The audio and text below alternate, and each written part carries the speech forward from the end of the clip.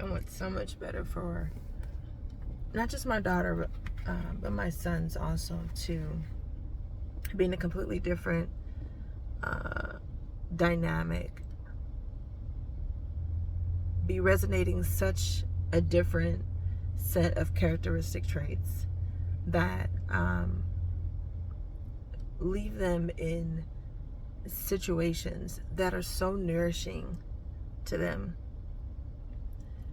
Not always teaching and learning, but also cheerful, pleasant, desirable, and uplifting. I want that for my children. Today, my entire family was interviewed for by two CPS workers, and my children narrated events that they have seen and experienced, and each of my children were asked questions, and it wasn't shocking. I didn't expect. I expected them to say something, but not. They gave mature answers, very detailed, and not everything I remember, because if they were standing at a different position and what was going on through their mind and through their head and what they were trying to protect, or if they had something in mind during events, then that is not going to be my same account about the same incident. So I think my spouse laughed in nervousness, and I told myself, don't get angry. He may actually be nervous. That's not necessarily thinking that what one of the children said was laughable. So as a believer in Christ, I still am praying, God, make it to where I am doing what I'm supposed to be doing at this particular time with this particular child of yours in this particular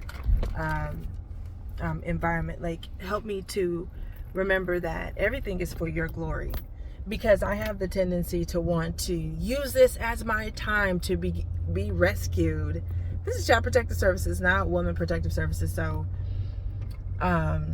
yeah.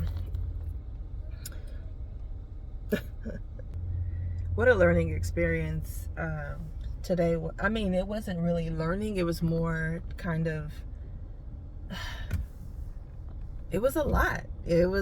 I've heard of that, other people having, to be interviewed by CPS or whatever, but not often. I don't know a lot of people that have had instances where they have been interviewed, have been questioned, or there's a case opening concerning them and their children. So, but one of the questions were, can we get a reference that knows you and your spouse? And I couldn't come up with one outside of my immediate family. So I didn't consider my parents or my siblings, because I remember just the other day talking to my brother-in-law, and I said, the way that you talk to him, the way that you talk about him to me, it sounds as though you are conflicted. It sounds as though I may be getting an insight into how torn you are.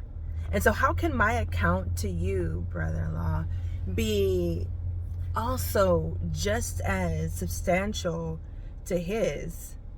And I was just like, wait, I was connived for so many years in the first few years of our marriage, but now I know that when people come into our relationship to be mediators, to be a therapist, to be someone who could resolve an issue, I know their intention, and my desire and my request was for us to become back on one accord, because we were arguing beforehand, before the request of someone to come in. But there is two different versions. There's a version that is public, and there's the version of my spouse that's private. And so that is not beneficial to the marriage, because the version that is public is not actually going to take any consideration of those that are asking to mediate. It's all a falsehood. But since my kids are coming in the car, I'll go ahead and end this video.